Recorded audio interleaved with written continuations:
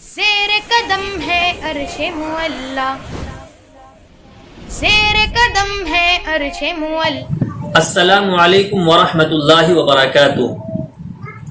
آج ہم آپ کو اللہ کی نعمتوں کا شکر ادا کرنے کا طریقہ بتائیں گے، جو کہ حضور اکرم صلی اللہ علیہ وسلم نے ایک دعا کے ذریعے سے امت کو تمام نعمتوں کے شکر ادا کرنے کا طریقہ سکھایا ہے، کیونکہ اللہ رب العزت نے اپنے بندوں کو بے شمار نعمتوں سے نوازا ہے۔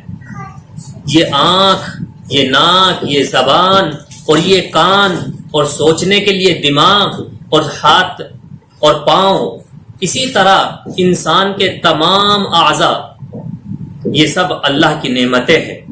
یہ زمین، یہ آسمان اور ہوا، اور اس کے علاوہ روزمرہ کی ہماری جو ضرورتیں ہیں وہ پوری ہوتی ہیں، تو یہ سب اللہ کی نعمتیں ہیں، اور ان سب نعمتوں کا شکر ادا کرنا یہ بندے پر اللہ کا حق ہے۔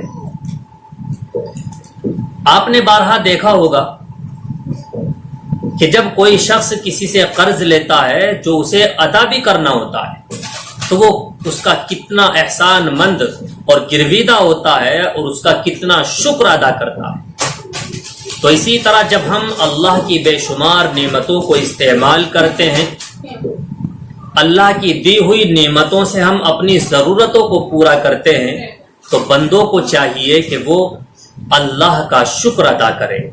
تو حضور اکرم صلی اللہ علیہ وسلم نے امت کو ایک دعا سکھائی کہ اس دعا کے ذریعے سے اللہ کا شکر ادا کرے، کیونکہ ہم صبح سے لے کر شام تک نہ جانے اللہ کی کتنی نعمتیں استعمال کرتے ہیں، اور پھر شام ہونے سے لے کر صبح ہونے تک پوری رات نہ جانے کتنی نعمتیں اللہ کی ہم استعمال کرتے ہیں۔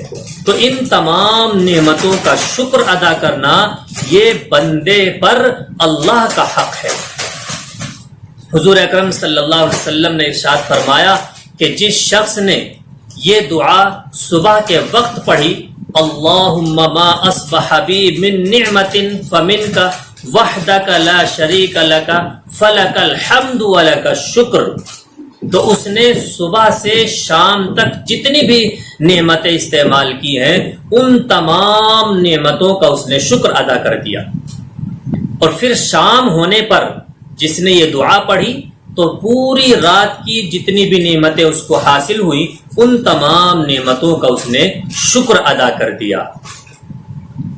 تو اللہ تعالیٰ نے جتنی ہمیں نعمتیں عطا فرمائی ہیں ان سب نعمتوں کا شکر ادا کرنے کی پوری امت کو اور مجھے بھی اور آپ حضرات کو بھی ادا کرنے کی توفیق عطا فرمائے۔ السلام علیکم ورحمۃ اللہ وبرکاتہ۔